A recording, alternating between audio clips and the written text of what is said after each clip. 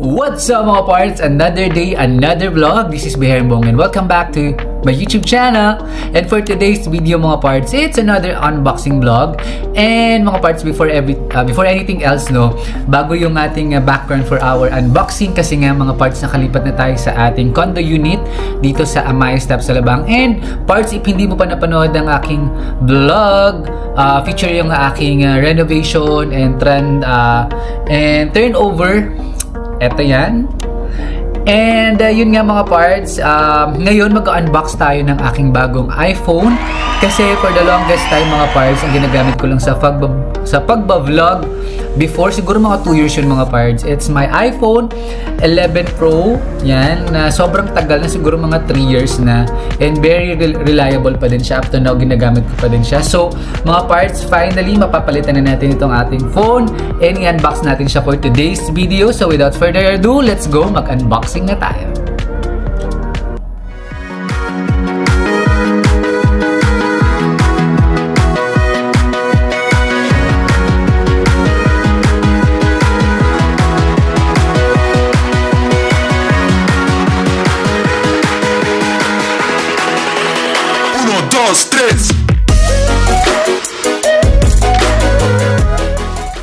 So, ayun na nga mga parts. It's our time now to unbox our new iPhone 15. Yes, mga parts. So, actually, mga parts, iPhone user talaga ako ever since. Meron akong Android, which is my company phone. Pero hindi ko siya masyado nagagamit kasi feeling ko mas madaling i-gamitin yung iPhone talaga. At saka, yeah, tama sila na it's very user-friendly. And for me, maganda rin yung quality ng videos and photos nila. So, kaya I keep on using iPhone. And mga parts, itong iPhone 15 na nabili ko, iPhone 15 Pro, 512GB. Actually, inabil ko siya dun sa upgrade ko ng plan ng Smart kasi nga, mayroon akong personal plan ng Smart pero yung basic lang nila. Pero na-realize ko na since magpapalit din naman ako ng phone from iPhone 11 Pro na 3 years na sa akin, sobrang tagal na, sobrang tibay nito, might as well na upgrade ko na lang yung plan ko. Kaya let's go, i-unbox natin itong iPhone 15 Pro 512GB. So tingnan lang natin mga parts if ever this video is the purpose of this video is actually for those who will be purchasing a iPhone 15 in the Philippines, and gusto nila magkaroon ng idea ano ba yung i-expect nila once they get one. Kasi I think from the previous iPhones, may mga hindi na ata kasama sa bagong iPhone boxes ngayon. So, yeah, syempre sealed pa din siya. And yun lang, ang disadvantage sa mga parts pag sa service provider kayo nag-avail ng unit, depende sa availability. So for me, I think na bigay sa akin is a silver ata to or black. So let's see mga parts, buksan natin to. So yeah, medyo hindi ko na alam paano ba mag-unbox magbukas ng phone, pero yeah, ito yung itsura niya outside. Yan. And meron ditong parang nakasign na, ayan, slide down. Also down here. So mga parts, habang binubuksan natin itong iPhone, mag-subscribe naman kayo. Road to 3,000 subscribers tayo mga parts. Thank you sa aking mga subscribers at patuloy na sumusubaybay sa aking YouTube channel. Shout out nga pala dun sa mga friends ko and sa mga family ng friends ko na nanonood din ng mga YouTube videos ko. Thank you so much. At sa mga office mate ko, yan, thank you so much. And taran! Oh my God! Oh my God! Ang ganda! Ang ganda! So yun, na-excite tayo kasi nga ever since parang si Apple kasi labas ng new model ng iPhone. And yeah, pag Pro, yung mag-differentiate nyo siya doon sa Pro at saka sa regular or sa isang variant niya is tatlo yung camera niya like here. And this is, I think, silver.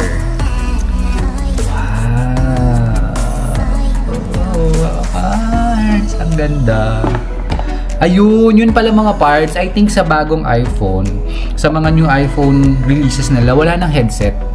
Wala nang headset, and I think wala na din yung socket. Kasi ang nandito na lang mga parts, pag open nyo, kaya pala sobrang nipis na niya. Ayan lang siya, dati kasi makapal yan. So, ngayon, ganyan na lang siya, manipis. And pag open yung mga parts, syempre, dito yung unit. Yan. So, nandyan pa siya. May takip pa yan. And, yeah, it's silver. So, kailangan na naman natin itong bilan ng case. And then, ito yung kasama niya mga parts. Ito na lang. Charging wire. And this one, I think, is yung sa cellphone. Yung parang pin nila. Ayan o. So mga parts, wala na siya nung kailangan pa siyang bilhan kasi ito lang yung kasama. Ayan. So gagastos pa din tayo mga parts. So mas additional cost pa yon. But ang difference in mga parts, I think mas matibay na yung wire. Kasi this one parang medyo nylon na siya. Yung dati kasi mga parts siya parang ayun ganito siya, parang plastic rubber. So, madali siyang nasisira. Ayan, and syempre mga parts, andito pa din yung charger niya. By the way, yung charger niya, it's Type-C pa din. Pero wala na siyang headset. Although hindi naman natin nagagamit mga parts yung headset kasi wire siya. Sana naman, si Apple, labas nila yung may kasama ng AirPods. Wireless. So, yan mga parts. Wow. Wow. Yan natin. Ang ganda. Ayoko munang buksan kasi gusto mo na siyang palagyan ng ng protector sa wall. Pero yeah, ang maganda dito mga parts ay steel kasi yung dito, yung sa sides niya, sobrang parang ang tibay niya. So yeah, excited na naman tayo mga parts, bago tayong phone. And ang disadvantage ng ito mga parts pag nag-upgrade kayo ng phone is that syempre you have to transfer again the files and also the apps. And yeah, yung mga tedious things that we need to do when we upgrade etong phone natin. And by the way, sa mga parts natin dyan na nagtatanong kung magkano ko nabili to or magkano actually yung price nito, yung iPhone 15 Pro dito sa Philippines 512GB is 89,990. So this one pala is, yung color pala ng unit ko is natural titanium mga parts. So yeah, ang ganda niya. Ako, gusto ko yung kulay niya. It's very simple, very classic, pang professional din talaga siya. So I think kailangan natin bili ng case na transparent para naman ma-emphasize yung color that we choose. Okay, and yun nga, yung box na yung nasa loob nito mga parts, walang masyadong laman kasi nga yung unit lang at saka yung cord.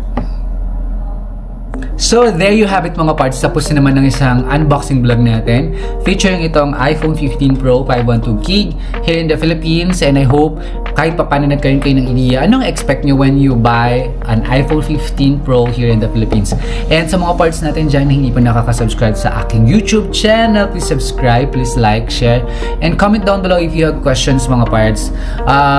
You may also follow me on my social media, Facebook, Instagram. I'm also active in TikTok, also at Herongbong. So, yun mga parts. I hope ay nag-enjoy kayo, and please watch my other videos sa aking channel. Don't forget to click subscribe kasi road to 3,000 subscriber tayo mga parts. So, hanggang sa mga susunod kong YouTube videos, stay safe and healthy. Bye!